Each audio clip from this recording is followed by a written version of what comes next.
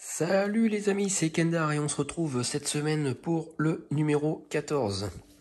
Alors comme vous pouvez le voir sur les différentes pièces disponibles cette semaine, c'est l'autre passage de roue, voilà, qui se mettra voilà, comme ceci. Voilà, on peut déjà même le mettre. Mais avant, il y a toute cette petite partie-là à installer. Alors on ne perd pas de temps, on va tout de suite au montage. Donc c'est ça, c'est le passage de roue avant droit. Donc on prend le passage de roue dans ce sens. Donc du coup dans ce sens-là, si je dis dans ce sens mais je le mets pas, ça n'a aucun intérêt. On prend, ça s'appelle le support de passage de roue avant droit, d'accord. Donc pas spécialement de sens, juste deux sens là en fait. Et le petit... Bah, moi quand je le mets ça il va pas dedans. Est-ce que c'est normal là? Alors... je vois un truc qui est bizarre. Ah oui non. Ah oui d'accord, ils se sont trompés.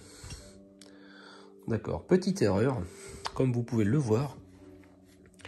Je vais un peu plus zoomer, voilà. Ils nous disent de le mettre ici et ici. Et on voit bien que la forme de la pièce, elle est comme ça. Donc, ça peut pas se mettre là et là si la forme est comme ça. Et de toute façon, quand on regarde, voilà, ça n'y va pas du tout. Il manque de l'espace. Alors que là, clac, voilà, c'est bon. Donc, ne vous fiez pas aux flèches, elles sont pas dans le bon sens. Donc on met plutôt ça comme ceci. Alors ils mettent noter sur l'illustration l'orientation correcte de la pièce. Bah, justement c'est pas correct, mais bon c'est pas grave. Donc après on retourne le passage de roue et on visse la petite pièce avec deux vis AM. Bon bah allez, c'est parti. Voilà, ça y est, la pièce est fixée avec les deux vis AM. Alors, ensuite, on place le bas du carter 4D. Donc, le bas du carter, voilà, c'est ce petit support-là, cette petite pièce-là. Alors, on le hop, et ensuite, on place le carter. Donc, ça, de l'autre côté, il y a eu la batterie. Et de ce côté-là, c'est un carter. Voilà, donc c'est exactement le même principe que le dernier passage de roue qu'on a mis. Donc, hop, on met la petite pièce. Alors il y a des petites, hop, on voit qu'il y a des petites découpes, c'est fait exprès pour épouser la forme des, voilà, des vis qu'il y a sur les côtés. Donc on met bien ça de ce sens. Et après on prend le carter comme ceci, on le met là, voilà. Les deux petites encoches, ça permet de ne pas toucher les vis. Et ensuite, par en dessous, voilà, c'est juste après, par en dessous, on visse ça avec une vis CP.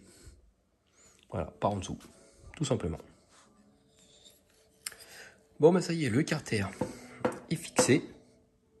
Voilà. Et ensuite, on insère le bouchon dans le trou de la partie supérieure. Donc c'est le petit bouchon, le voilà. C'est ce petit bouchon là, il se met au-dessus. Et après, ça fait vraiment l'imitation d'un carter, soi-disant. Bon, bah, voilà. En sachant aussi qu'il y a une forme. Hein. C'est pas tout à fait rond, donc il faut essayer de bien regarder le sens. Le sens du bouchon. Essayer de le mettre dans le bon sens. Alors j'essaye de le mettre dans le bon sens. Voilà, c'est comme ça. Hop, et là, on appuie. Et voilà. Le carter est terminé et cette photo montre le passage de roue avant droit pourvu de son carter. Et c'est fini pour cette semaine. Donc c'était vraiment un petit montage. Et donc après, on peut installer, hop, en le mettant dans le bon sens. Voilà. Donc là, voici ce que ça donne. En sachant qu'on a toujours qu'une roue pour l'instant.